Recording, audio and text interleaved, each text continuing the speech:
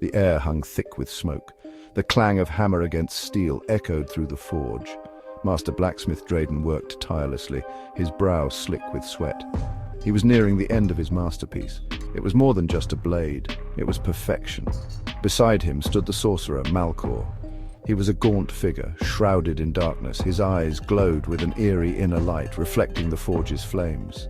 Malcor raised his hands. He began an incantation. The words were guttural, spoken in a language older than time. The air crackled with unseen energy. It swirled around the blade, drawn to its flawless form. Drayden paused. Sensing something was wrong, he looked up at Malcor, a flicker of doubt crossing his face. Too late.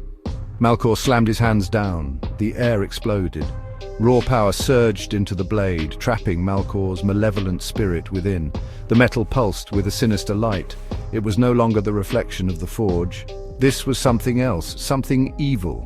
Drayden stumbled back, aghast at what they had created.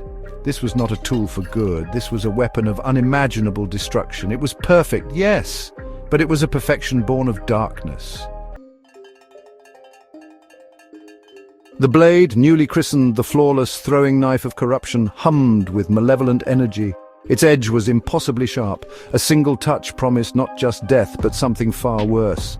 For Malcor had woven a terrible curse into the very essence of the knife. It was designed to corrupt, to twist the minds of men, to turn their hearts black with greed and madness. Anyone who dared wield the blade would find their desires amplified, their darkest impulses given free rein. They would become slaves to their ambition, willing to sacrifice anything and anyone to achieve their goals. The knife whispered promises of power. It assured its victims of victory, but at what cost? The metal itself seemed to writhe. It was as if the trapped soul of Malcor was trying to break free. Intricate patterns, like veins of darkness, spread across the blade's surface. They pulsed with a life of their own, a testament to the evil that lay at the knife's heart. Drayden, once proud, now trembled before his creation. He knew he had unleashed a horror upon the world.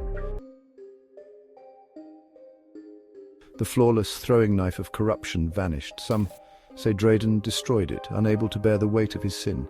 Others believe he hid it, hoping to spare the world from its evil.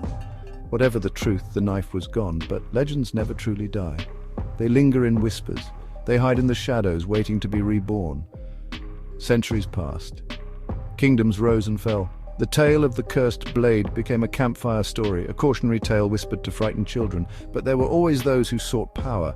Men and women, driven by greed or ambition, searched for the legendary knife.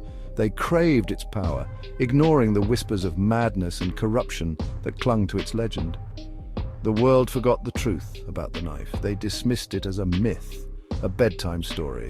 But somewhere, buried beneath the weight of ages, the flawless throwing knife of corruption waited. It waited for the touch of a hand foolish enough to wield it. It waited for its moment to rise again.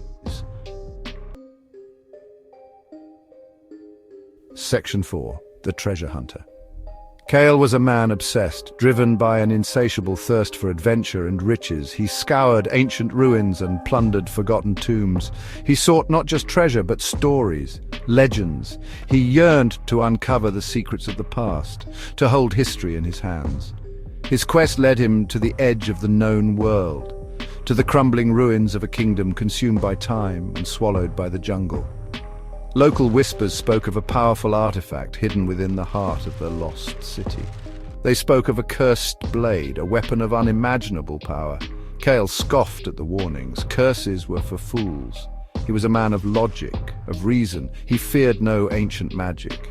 He ventured into the heart of the ruins, navigating treacherous traps and crumbling archways. The air grew heavy, thick with the scent of decay and forgotten magic.